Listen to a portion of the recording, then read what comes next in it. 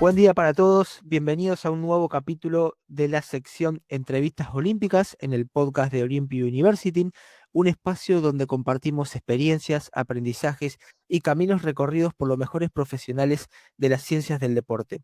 Hoy tengo el placer de recibir a un nuevo invitado, a quien le agradezco muchísimo por sumarse y regalarnos un poco de su tiempo, además de su predisposición. Así que quiero darle la bienvenida a Helios Pareja Galiano por estar aquí en este espacio con nosotros compartiendo su experiencia. Sin más vueltas, voy a arrancar con la primera pregunta y quiero preguntarte, Helios, ¿cómo te describirías y que puedas contarnos quién sos? Bueno, lo primero, Lucas, muchísimas gracias a ti por dedicarme este espacio en tus entrevistas en Olympic University. Para mí es un lujo, por supuesto, estar contigo y con tu audiencia. Y bueno, siempre esa es la pregunta más difícil, ¿no? Describirse a uno mismo. Eh, Mira, yo llevo más o menos unos 15 años como profesor universitario en distintas universidades. Mi formación previa, mi formación de base son las ciencias del deporte, aunque, bueno, pues en Madrid por aquella época cuando me licencié, pues la formación hacia el terreno biomédico, hacia el terreno bioquímico, vinculada con nuestra profesión, pues estaba muy limitada y entonces tuve que viajar, me desplacé a Valencia a cursar un máster universitario en fisiología en la Facultad de Medicina y allí pues vi precisamente este enfoque multidisciplinar en el que pues uno aplica la herramienta actividad física y después pues se analiza desde un punto de vista no tanto de rendimiento, sino más a nivel de respuestas bioquímicas o fisiológicas. Terminé doctorándome en fisiología en esta facultad de medicina y a partir de ese momento, pues mis derroteros me llevaron fundamentalmente al ámbito de la investigación y de la docencia universitaria. He pasado por universidades tanto nacionales como internacionales de reconocido prestigio, como la Universidad de Valencia, la Universidad Europea de Madrid, la Universidad de California, Los Ángeles, la UCLA. Y desde 2021 pues soy profesor en la Universidad Autónoma de Madrid, donde pues tengo la suerte de liderar un grupo de investigación que precisamente se llama Fisiología del Ejercicio y Nutrición. Esto desde el terreno académico, que es en el que más me he enfocado, pero con aquello de ordenar las ideas, que siempre viene bien, y un momento en el que me di cuenta de que aquello que enseñaba a mis alumnos sobre metabolismo, sobre fisiología, pues podía ser de interés para la población general, pues ir organizando esas ideas me sirvió para ir esbozando lo que hoy se ha convertido en el libro Inteligencia Metabólica, que se publicó hace apenas 2 meses y que precisamente lo que trata es de traducir todo esto, todo este conocimiento tan técnico que trato de infundir a mis estudiantes universitarios de grado y de posgrado, para que cualquier persona pueda comprender cómo funciona su metabolismo y de esta forma pues poder alcanzar sus objetivos y cuidar su salud. Bueno, Helios, gracias por comentar tu amplia y vasta experiencia. Seguramente tengas muchas anécdotas dentro de ella. Y gracias por comentar esto último que tiene que ver con tu publicación en el último libro, Inteligencia Metabólica, y que justamente nos da pie para comenzar con algunas preguntas relacionadas a la temática de esta entrevista, ¿no? Entonces, un poco para adentrarnos en esta temática, ¿podrías contarnos en simples palabras cómo ves al metabolismo y por qué es tan importante comprenderlo para mejorar nuestra salud o mejorar en el deporte? Mira, Lucas, yo siempre pongo el mismo símil, ¿no? Si nosotros, parece que en general nos preocupa más nuestra economía que nuestra salud. Si nosotros queremos obtener un rédito económico y queremos invertir un dinero, pues no nos planteamos la opción de meterlo en el primer sitio que aparezca o de formarnos demasiado para gestionarlo nosotros mismos, ¿no? Y damos por hecho que delegar esa gestión pues está muy bien y bueno, pues delegarla en un profesional, pero siempre conociendo un poquito. En el ámbito de la salud, a mí me resulta muy curioso que muchas veces delegamos sin conocer. Es decir, contratamos un entrenador personal, contratamos un nutricionista, contratamos distintos servicios que nos ayudan a cuidar nuestra salud, pero eso que yo considero que es lo más importante que tenemos, nuestra salud, no nos hemos parado a analizar realmente en qué consiste o cómo podemos nosotros mismos controlarla. Entonces, partiendo de la premisa de que nuestro metabolismo y nuestra salud son consecuencia directa y en gran medida de las acciones que decidimos tomar y no de la genética o del ambiente o de cuestiones que no podemos modificar, pues a mí me parece bastante básico, necesario, el hecho de que las personas conozcan cómo funciona su cuerpo. Dentro del metabolismo, todos sabemos, y más tu audiencia, que el metabolismo son procesos fisiológicos muy complejos pues, que tratan desde el crecimiento, la reparación de los tejidos, la filtración renal, la conductividad neuronal y un larguísimo etcétera.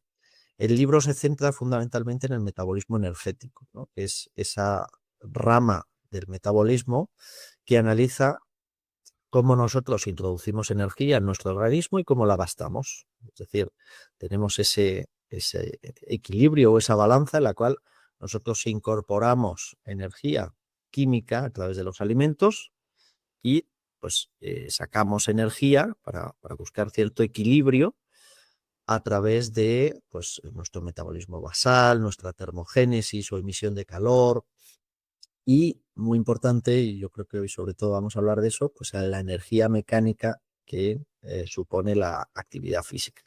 Por tanto, para mí el metabolismo energético es entender que esto no es un juego de suma cero, ¿no? Que si meto 100 y saco 100 me quedo como estoy, sino que hay un ámbito o un enfoque cuantitativo que es muy importante. Pues a lo de contar kilocalorías, que ahora está como muy denostado, me parece algo básico, pero tenemos que tener en cuenta que tenemos un más menos bastante a nivel cualitativo. Pues no es lo mismo, no impacta de la misma forma kilocalorías iguales introducidas a través de distintos alimentos y no impacta igual sobre la fisiología el hecho de que saquemos kilocalorías pues, con actividades más o menos intensas. Para mí eso es el metabolismo energético.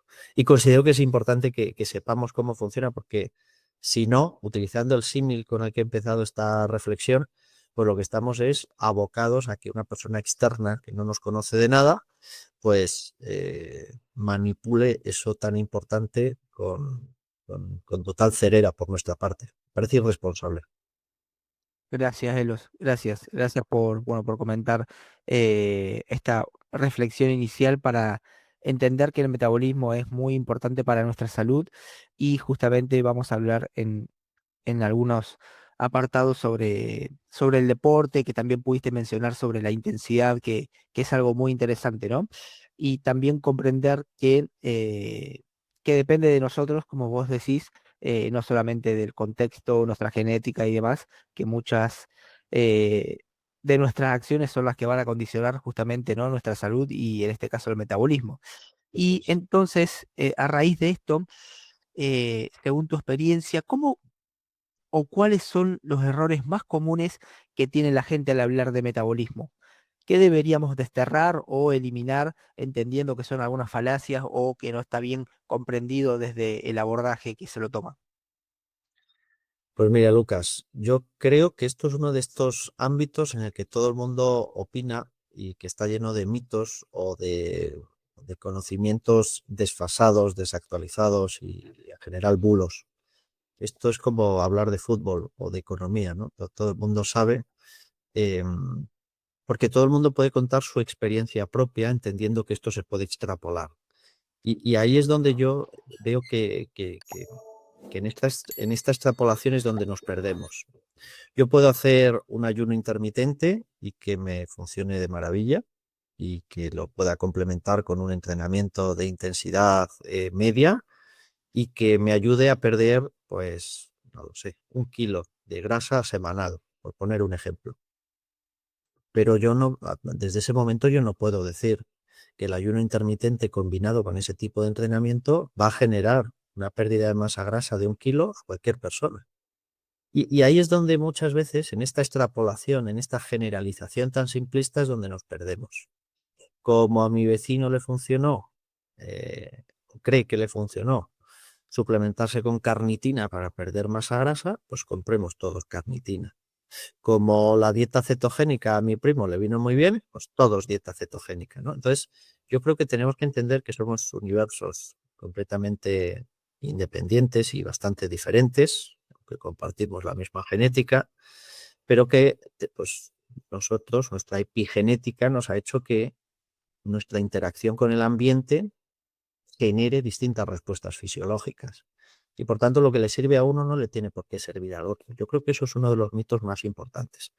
A nadie se le ocurre, pues yo qué sé, si tiene fibrilaciones o taquicardias, pues como a mi vecino le pasa algo similar, pues voy a coger la misma receta de fármacos, voy a ir a la farmacia y me automedico con esto que a mi vecino le vino muy bien.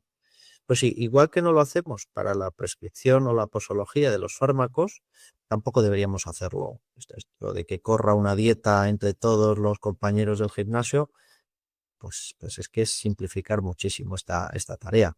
O las plantillas de entrenamiento, estas que nos dan en muchos gimnasios, sin prácticamente conocernos ni preguntarnos nada, ni medirnos nada, pues claro, por estadística a alguno le funcionará, pero realmente la eficacia de esto, y esto frustra, esto hace que nuestra profesión se vaya denostando poco a poco, eh, que estos profesionales que hacen esas plantillas tan genéricas, pues puedan ser fácilmente sustituibles por la inteligencia artificial y al final lo que ocurre es que pues los usuarios terminan viendo pues que ¿no? Terminan entendiendo, reflexionando que como no consiguen su objetivo será porque hay un poder supremo, llámese genética, que es el que condiciona que no alcancen ese objetivo, cuando en realidad, como no conocemos, no sabemos si lo que estamos aplicando está bien o no está bien.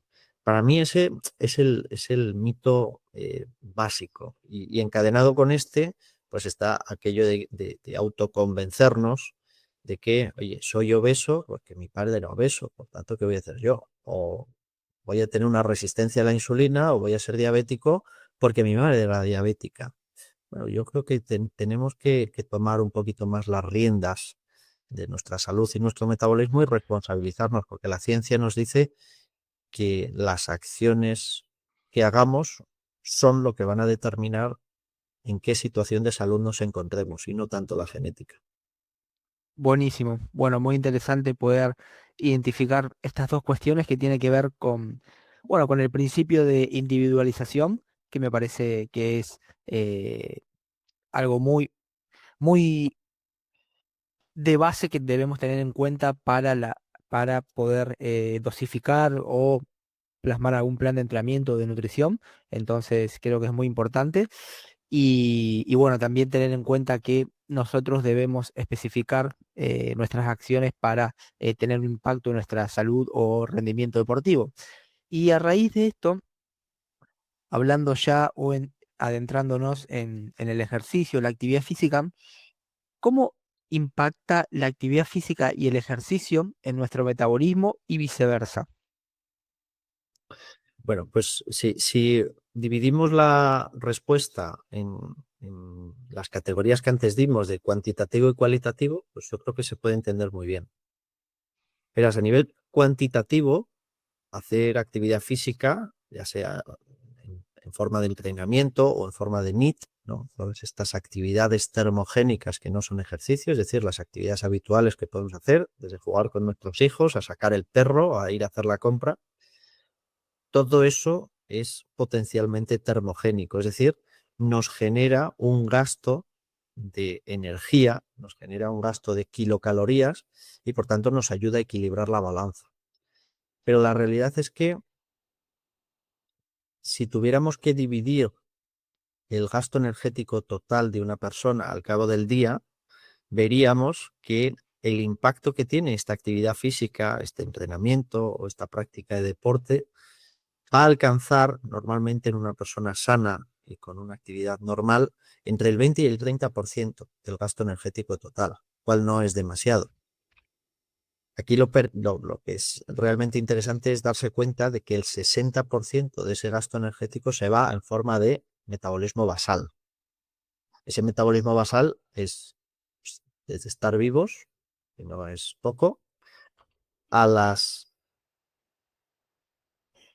mínimas funciones fisiológicas que necesitamos para estar en reposo. Pero lo que es especialmente relevante es que, aunque parece que no podemos tener un impacto sobre este metabolismo basal, es cierto que a corto plazo es muy limitado, a largo plazo sí que podemos hacer grandes cosas. Por ejemplo, aumentando la masa muscular, podemos conseguir que nuestro metabolismo basal aumente. Y sin meternos en reflexiones matemáticas complejas, pues mejorar un poquito de un 60% puede ser mucho más potente que mejorar mucho de un 20%, ¿verdad? Entonces, aquí tenemos mucho que hacer en cuanto al entrenamiento de fuerza y la hipertrofia muscular. Pero si nos referimos a la parte más termogénica propia de la actividad física, pues obviamente a más intensidad, mayor gasto energético, a mayor duración, mayor gasto energético, pero no nos quedemos tan solo con la parte cuantitativa. La parte cualitativa me parece que es fundamental. Cuando aplicamos una mayor intensidad, no solo conseguimos un mayor gasto energético por unidad de tiempo, sino que podemos incluso potenciar lo que los americanos llaman el efecto afterburn, ¿no? O el EPOC, más técnicamente, que es este gasto energético post-actividad que potenciamos cuando terminamos de hacer ese ejercicio de alta intensidad, sobre todo para restablecer la homeostasis energética del músculo y, bueno, del músculo esquelético en general. Pero es que también, dependiendo de cómo sea la intensidad o el tipo de ejercicio, pues también podemos conseguir adaptaciones extra fuera de la hipertrofia y fuera del propio gasto energético que nos van a ayudar pues a mejorar nuestra salud y nuestro rendimiento. Estoy hablando pues desde la flexibilidad metabólica a la capilarización al tejido muscular, a la biogénesis mitocondrial, a la síntesis de enzimas glucolíticas muy importantes para volver a realizar esa actividad de alta intensidad, así como a otras adaptaciones en otros tejidos, pues desde la neurogénesis cerebral a, a la hipertrofia fisiológica del miocardio, ¿no? Buenísimo, Helios. Bueno, muy completa tu respuesta. Hablaste desde, bueno, el gasto energético, gasto metabólico basal y también su relación o los efectos que podemos tener gracias al entrenamiento de fuerza o el entrenamiento de alta intensidad. Hay algo que quería preguntarte en función de esto, que tiene que ver con lo que mencionaste hace unos momentos y que tiene que ver con la flexibilidad metabólica. ¿Podrías contarnos un poco sobre esto? Bueno, la flexibilidad metabólica es un concepto que se ha puesto de moda en los últimos años, pero es algo que sin nombrarlo era algo muy perseguido desde hace muchos años, ¿no? Pues desde que el entrenamiento es entrenamiento. Para entender la flexibilidad metabólica, yo creo que es interesante entender primero qué es la inflexibilidad metabólica, ¿no? Que es esa incapacidad que podría tener un sujeto para cambiar de sustrato energético en base a la situación en la que se encuentre, a la disponibilidad de hidratos de carbono o de grasas y al tipo de actividad o a la intensidad de la actividad que está haciendo. Esto hace que si la persona no puede cambiar bien entre sustratos energéticos, pues tiene unas consecuencias que pueden ser desde la resistencia a la insulina al almacén de grasa en el tejido adipocítico de una forma más o con menos salud. Por tanto, cuando nosotros pensamos en flexibilidad metabólica, pues lo que tenemos es una serie de adaptaciones fisiológicas que ayudan a la persona a fomentar o hacer más susceptible a su organismo a utilizar grasas en vez de hidratos de carbono. Esto en el ámbito de la salud tiene unas claras consecuencias, pero en el ámbito del deporte, que yo sé que es lo que más le interesa a tu audiencia, pues es muy interesante porque si yo hoy, que no tengo optimizada mi flexibilidad metabólica, alcanzo un 70% de mi consumo máximo de oxígeno, hablando de intensidad, y a ese 70% yo ya prácticamente estoy oxidando glucosa, o sea, he dejado de utilizar grasa como sustrato energético, pues yo cuando consiga incrementar mi flexibilidad metabólica, a ese mismo 70% previo, podré seguir utilizando grasas y por tanto retrasar el uso de hidrato de carbono. Y digo a ese mismo porcentaje de intensidad previo, que no suene a falacia, porque claro, si yo he mejorado mi flexibilidad metabólica, puede que también mi consumo máximo de oxígeno, y por tanto el 70% de un día puede ser una velocidad y el 70% de otro día puede ser otra velocidad u otra potencia. Entonces, ¿qué hacemos con esto? Que si yo retraso el uso de glucosa, pues lo que estoy haciendo es hacer que se ahorren esos depósitos de glucógeno para cuando realmente necesite esa intensidad, retrasar el acúmulo de fatiga y retrasar la acidosis metabólica que puede propiciar esa aceleración de la fatiga. Lo que estoy haciendo prácticamente es desplazar el primer umbral ventilatorio hacia la derecha. Buenísimo, Elios, muy claro, muy claro. Y en función de esto, si hablamos ahora de atletas un poco más avanzados, atletas de alto rendimiento, eh, cuando ellos ya están en un nivel que a lo mejor las mejoras son menores, ¿no? El margen de mejora me refiero. Entonces, ¿qué rol podría jugar ahí el metabolismo en esta mejora del rendimiento y en la recuperación del atleta? Bueno, efectivamente, cuando un atleta ya pues tiene optimizado su rendimiento, hay una cosa que se llama la reserva fisiológica, pues que se reduce, ¿no? Digamos que la persona está más cerca de su techo fisiológico. Es un concepto un poco teórico, pero que en realidad pues todo el mundo lo puede entender. O sea, yo puedo levantar 50 kilos, dentro de un tiempo 60 kilos, dentro de un tiempo 70 kilos, pero no va a llegar el momento en el que levante 500 kilos, ¿no? O sea, hay una reserva fisiológica que puedo alcanzar y que esa sí que puede venir parcialmente determinada genéticamente. Por eso pues, tenemos ciertas etnias o zonas geográficas que son especialmente buenos en rendimiento de resistencia o de ultrarresistencia, ¿no? Porque al final, pues, desde su fisionomía a su genética, pues hace que estén optimizados para ese tipo de deporte. Pero la realidad es que cuando un deportista, digamos, más avanzado quiere seguir mejorando su rendimiento, y esto va a sonar un poco de perogrullo, pero a veces se nos olvida. La base no está en la suplementación energética, en la suplementación deportiva, mucho menos en el dopaje, sino que la base está en que la optimización del entrenamiento siempre va a tener un margen de mejora. Y la optimización de la alimentación, de la nutrición básica, también, y en la mayor parte de las ocasiones, en mi experiencia, fundamental y principalmente, optimizar la nutrición, optimizar la alimentación. Muchas veces nos ponemos a suplementarnos con productos más o menos arriesgados, caros, sin optimizar, por ejemplo, la ingesta de hidratos de carbono, fundamental para cualquier tipo de especialidad deportiva. O nos ponemos, no lo sé, o nos compramos una bicicleta mm, carísima porque pesa medio kilo menos y a nosotros nos sobran 7 kilos. Entonces, aplicar un poquito de sentido común de vez en cuando yo creo que sienta bastante bien y en el metabolismo es verdaderamente eficaz aplicarlo. Es decir, vamos a entender que cualquier persona que aplique un estímulo intenso va a necesitar un periodo de recuperación. No más es mejor, sino que mejor es mejor. Es decir, no por hacer sesiones dobles de entrenamiento yo voy a mejorar el doble o voy a mejorar más. A lo mejor acelero mi fatiga o incurro en un sobreentrenamiento. No por ingerir más de cierta sustancia o de cierto alimento, mi rendimiento va a mejorar, ¿no? Todo tiene que ir perfectamente engranado, pero entendiendo el ciclo de dosis, respuesta, adaptación.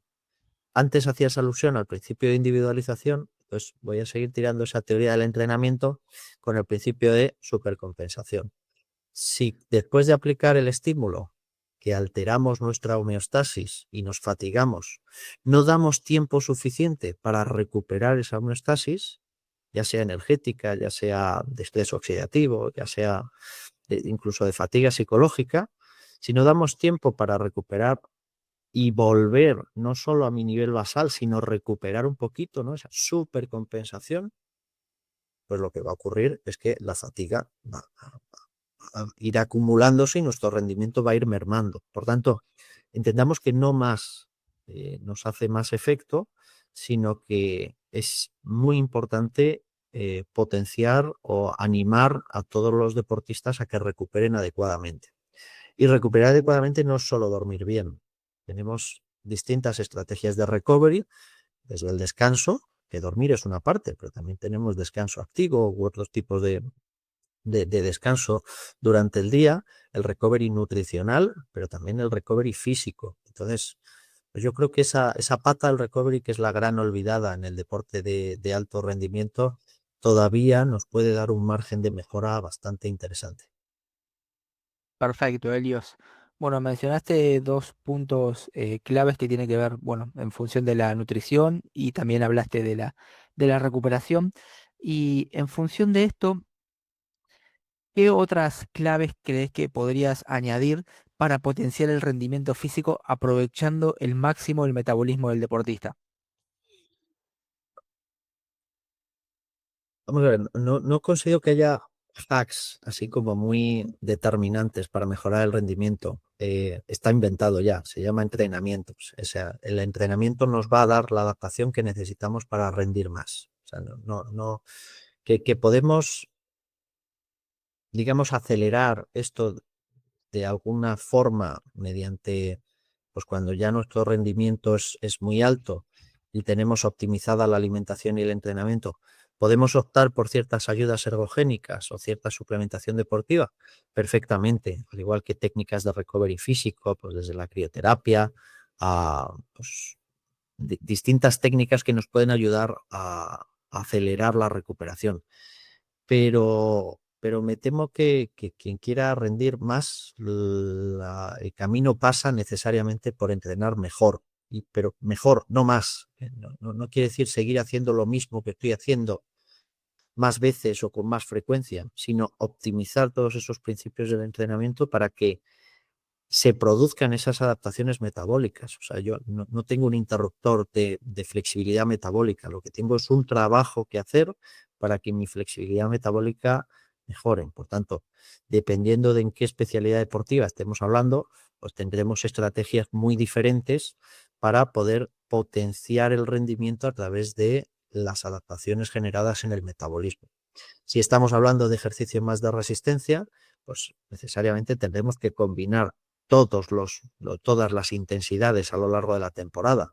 Tendremos que trabajar altos volúmenes y baja intensidad, tendremos que trabajar altísimas intensidades con bajos volúmenes e ir intercambiando esto conforme a la estrategia que cada especialista considere más adecuada. Pero tenemos que pasar por todo y fundamental es que, que esas consecuencias se van a dar tan solo con un buen entrenamiento y una buena nutrición. Perfecto, Helios. Y bueno, quiero volver un poco a lo que mencionaste al inicio de la entrevista y que tiene que ver esto con la intensidad, ¿no? Que también la mencionaste y contaste algunos beneficios.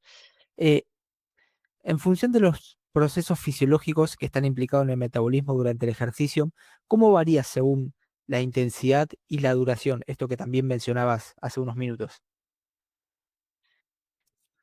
Bueno, esta pregunta tiene miga. Voy a intentar hacer la respuesta lo más divulgativa posible. Mira, lo primero que tenemos que entender es que la intensidad y la duración van a ser inversamente proporcionales, ¿no? Si yo estoy a una altísima intensidad, pues no podré durar mucho tiempo, y si estoy a una baja intensidad, puedo estar más tiempo y viceversa. Aquí yo creo que algo que tenemos que entender es cómo los distintos combustibles, cómo los distintos sustratos energéticos nos van a dar una mayor o menor potencia de producción de ATP. Y la clave es la producción de ATP. Necesitamos ATP para poder generar esa contracción muscular, así como otras muchas respuestas que producimos cuando hacemos actividad física. Cuanta mayor sea la intensidad de la actividad, mayor tasa de producción de ATP necesito, mayor potencia en la producción de ATP, ¿no? Esto se calcula en minimoles por minuto. Cantidad por unidad de tiempo. Esta potencia de producción de ATP viene determinada por el sustrato energético, simple y llanamente porque cada sustrato energético puede catabolizarse, puede romperse mediante distintos procesos metabólicos. Y hay algunos procesos metabólicos que consiguen romper esas moléculas de sustrato energético más rápido o más lento, de una forma más profunda o de una forma más superficial. Y me voy a explicar mejor con ejemplos. Por ejemplo, si mi sustrato energético son las grasas, yo necesariamente, porque bioquímicamente estoy adaptado así, necesito un metabolismo aeróbico. Y ese metabolismo aeróbico pasa por tener que romper el triglicérido, llevar el ácido graso a través de la sangre unido a la albúmina, que ese ácido graso libre llegue a la fibra muscular, que en el citosol de la fibra muscular haga el proceso de beta oxidación, que se genere el acetilcoenzima A que pasa al ciclo de Krebs dentro de la mitocondria y que después haga la fosforilación oxidativa. Eso me da una altísima cantidad de ATPs, porque la grasa tiene una alta densidad energética. El problema es que este proceso hace que la cantidad de ATPs que yo puedo conseguir sea más lenta.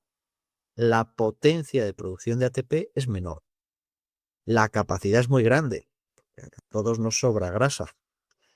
Y la densidad energética de la grasa es mucho mayor. Entonces esto me sirve para ahora mientras estamos hablando.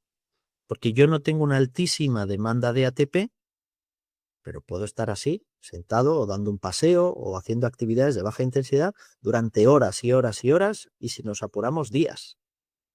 El problema viene cuando aumentamos la intensidad. Cuando superamos más o menos ese 65, 60, 70% de nuestro consumo máximo de oxígeno en términos de intensidad, dependiendo de la persona y de sus adaptaciones, la demanda de ATP que tiene mi músculo pues es tremendamente más alta, ¿no? Paso de, pues por ejemplo, 1 MET o 1,5 MET que podemos estar ahora, pues a 6 MET, 8 MET, y esto hace que necesite producir mucho más ATP y mucho más rápido. Y aquí la grasa pues ya no me da. El proceso, que voy a seguir usándola, pero ya no va a ser suficiente. Y entonces voy a tener que utilizar otro tipo de sustrato energético. Y aquí es donde entra la glucosa. Vamos a utilizar fundamentalmente la glucosa que tenemos almacenada en el músculo y eso hace que la cosa sea más rápida. Ya no tengo que desplazar el ácido graso que tenía en el tejido adiposo, llevarlo por la sangre y que viaje hasta el músculo. Resulta que el músculo ya ha almacenado su propia glucosa en forma de glucógeno. Ahora yo rompo el glucógeno y esa glucosa ya la tengo ahí preparadita y puedo hacer incluso una primera estrategia algo más superficial en términos de extracción de energía, que es la glucólisis citosólica, que no me va a dar una grandísima cantidad de energía, pero me la da muy rápido. Si la demanda de ATP es así de rápida, pues yo me voy a quedar fundamentalmente con esta estrategia. Rompo glucógeno, la glucosa la fosforilo, la meto dentro de la glucólisis y termino generando piruvato. Si después no puedo seguir con la vía oxidativa, pues este piruvato luego pasará al lactato. Pero me puedo quedar con este metabolismo cuando la intensidad es muy alta.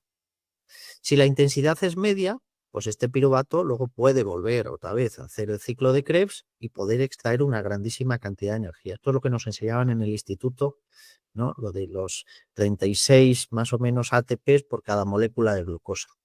Claro, es que 36 ATPs por molécula de glucosa frente a los 100 y pico que nos puede dar una molécula de ácido graso, pues imagínate la diferencia. Por tanto, son términos de capacidad y potencia.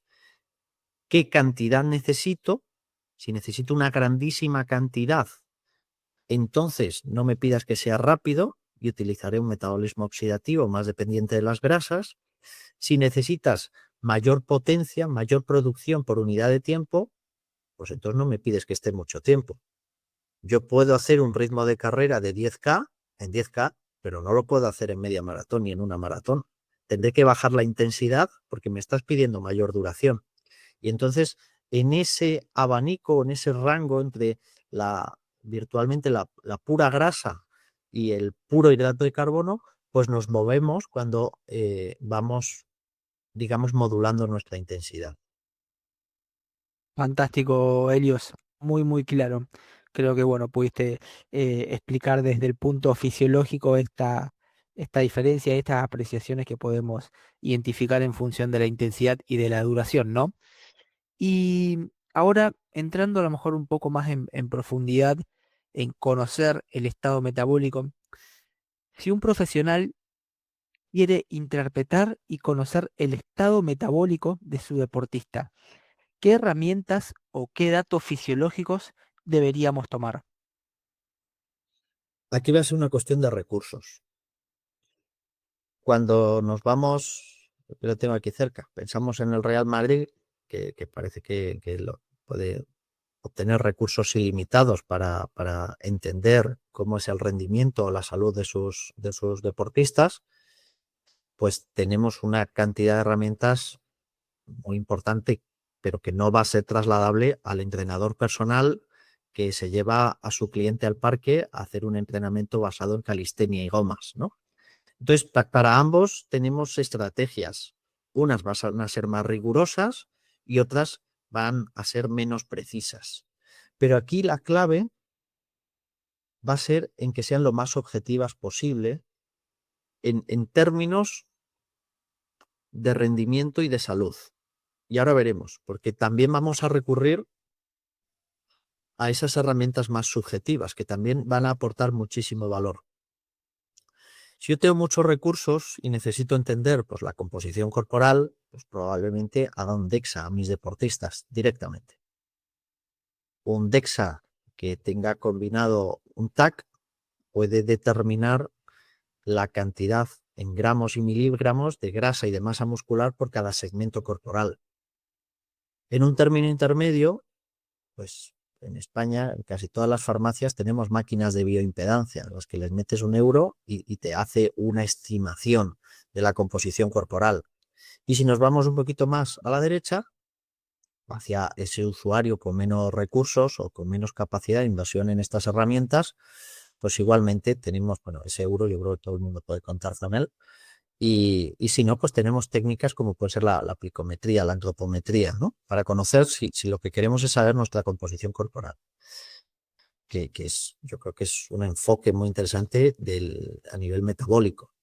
A nivel de función metabólica, pues aquí ya la cosa se complica si vamos escasos de recursos. Porque, pues entre otras cosas, es muy interesante poder conocer e interpretar una analítica sanguínea.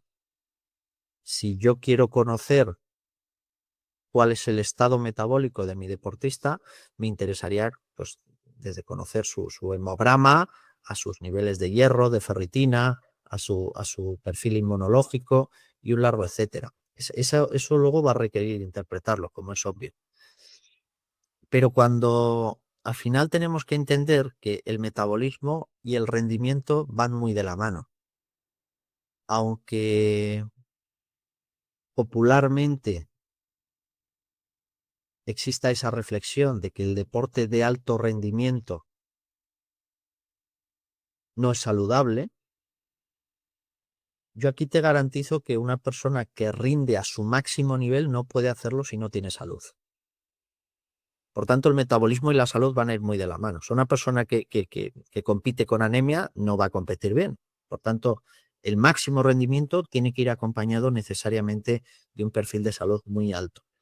Y aquí es donde nosotros podemos medir el rendimiento con herramientas más o menos sofisticadas para ver pues, cómo de fatigada está la persona o cómo he conseguido adaptar sus procesos fisiológicos. Al final, que yo consiga generar biogénesis mitocondrial capilarización al músculo, almacenamiento de mioglobina, aumentar la capacidad de almacenamiento del glucógeno, debe tener necesariamente una consecuencia funcional. De nada me sirve tener más mitocondrias si yo no retraso mi fatiga, si yo no puedo hacer un mayor volumen de entrenamiento. De nada me sirve generar hipertrofia muscular si esto no desencadena en un aumento de fuerza. Por tanto, es que el rendimiento o medir el rendimiento va a ser una ventanita bastante útil para ver cómo están nuestras adaptaciones metabólicas. Fantástico, Helios. Bueno, muy claro y esto, como vos decís, depende de la cantidad de recursos que tengamos, ¿no? Y también me pareció muy interesante esto que a lo mejor lo traes desde otra mirada y que tiene que ver con los deportistas de alto rendimiento, que quien está rindiendo alto rendimiento no puede hacerlo sin salud. Y eso me parece una perspectiva diferente desde algunas conjeturas que se hacen a veces, ¿no? Eh, y ahora, entrando un poco o cambiando un poco del abordaje temático, ¿qué tendencias o descubrimientos crees que están revalorizando o revolucionando el estado del conocimiento del metabolismo y aplicado al entrenamiento o el ejercicio físico? Yo creo que sin duda la tecnología. Yo creo que hasta ahora utilizábamos herramientas más o menos caseras, indirectas, y hoy en día se están desarrollando unas aplicaciones tecnológicas, algunas herramientas muy sofisticadas que nos van a ayudar a dejar de hacer estimaciones, ¿no? Pues desde los analizadores de oxígeno o de gases que ya cada vez son más sofisticados, a incluso pues se está trabajando en ecógrafos y técnicas que nos ayudan a medir la cantidad de glucógeno muscular que tenemos, o la saturación de oxígeno no en sangre, sino en músculo. Yo creo que la tecnología nos va a ayudar a no solo a analizar cuestiones más rigurosas, sino a interpretar mejor todos esos resultados. Antes, por ejemplo, si en el ámbito de la salud podíamos utilizar aplicaciones móviles o pulseras de estas wearables que nos miden la intensidad, la duración, el número de los pasos, etcétera, etcétera, ya cada vez más se está democratizando que cualquier persona, sin necesidad de ser deportista de alto rendimiento, lleve una pulsera de actividad que mida incluso la variabilidad de la frecuencia cardíaca. Ahora queda interpretar para qué nos sirve eso. O la calidad del sueño, o la saturación de oxígeno en sangre, o un largo etcétera de variables que antes ni soñábamos con medirlas y ahora lo puede medir una señora o un señor que salga a caminar al parque. O sea que democratizar esa tecnología para la población general está bien, pero tenemos que saber cuál es el impacto, ¿no? Si nos hemos gastado un dineral en una pulsera y sabemos para qué sirve esto de la variabilidad de la frecuencia cardíaca, pues bueno, yo creo que está desaprovechado. Y en el ámbito del alto rendimiento, que es donde más se invierte, pues como te decía, tenemos desde herramientas de GPS que cada vez nos dan más datos y más sofisticados sobre el rendimiento, a todas estas aplicaciones que nos van a ayudar a conocer mejor cuál es la fatiga de la persona, tanto central como periférica. Buenísimo, Elios. Bueno, creo que la tecnología es algo que ya desde hace muchos años está revolucionando y el deporte y la evaluación del rendimiento no está exento, ¿no? Y bueno, Elios, para ir finalizando la entrevista, quiero preguntarte, luego de tantos años de experiencia y trayectoria, ¿qué habilidades consideras que son esenciales para ser un mejor profesional de las ciencias del deporte? Pues mira, yo veo en mis alumnos que han logrado cuando salen de la universidad un grado de conocimiento tal que sobre papel piensan que son los mejores preparadores físicos o entrenadores, y probablemente muchos de ellos lo sean. El problema es que la realidad es diferente de la teoría, y una competencia que yo considero que es imprescindible para cualquier profesional de la salud es el hecho de poder flexibilizar. Siempre transmito a mis alumnos que el hecho de tener el mejor programa de entrenamiento sobre el papel no quiere decir que sea el mejor programa de entrenamiento para el deportista X en el momento Y. Si no conseguimos generar adherencia en nuestro cliente o nuestro deportista, da igual que hayamos conseguido diseñar el mejor programa de entrenamiento. Como no generemos adherencia porque no le guste, porque la intensidad no se siente confortable con ella, porque la frecuencia, porque el entorno, porque etcétera, etcétera, etcétera, vamos a tener un programa muy bien diseñado que vamos a guardar en un cajón porque a la segunda semana nuestro cliente, nuestro deportista no va a volver a vernos. Por tanto, yo considero que a veces tenemos que sacrificar eficacia en pro de la adherencia. Tenemos que hipotecar la optimización del entrenamiento para potenciar una mayor adherencia, para hacer que esa persona no esté haciendo el mejor entrenamiento que haya podido diseñar, sino que esté muchos años conmigo.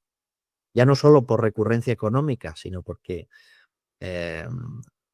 ir al 80% durante 2 años va a ser mucho más eficaz que ir al 100% durante una semana. Yo creo que esta es fundamental. Y luego el aprendizaje continuo, Lucas. Yo creo que a veces salimos de la universidad y nos pensamos que ya está, que ya lo sabemos todo. Yo creo que es muy importante que el reciclaje esté integrado en cualquier especialista en la salud. No estoy hablando solo de entrenadores. Puedo hablar de nutricionistas, de enfermeros, de médicos, me da igual. Si no hay un reciclaje continuo, pues todos esos avances que estamos luchando por conseguir no van a llegar al usuario final. Y al final, esto de la investigación tiene que tener una consecuencia social. Si yo no logro que todo lo que sabemos sobre entrenamiento oncológico llegue para el paciente que tiene cáncer y que acaba de ser diagnosticado, pues es que algo está fallando por el camino. Y para poder hacer eso, aunque parezca que solo los investigadores tienen que saber de investigación, cualquier profesional de la salud tiene que tener unos mínimos conocimientos para poder reciclarse adecuadamente. No hacerlo a través de Wikipedia, de Google, de blogs y mucho menos de ChatGPT, sino hacerlo a través de la fuente y poder revisar e interpretar críticamente revisiones sistemáticas y metaanálisis que nos ayudan a sintetizar una grandísima cantidad de conocimiento y que en una hora pues ya sabemos si el HIIT es bueno o no es bueno, o es eficaz o no es eficaz para las personas diabéticas.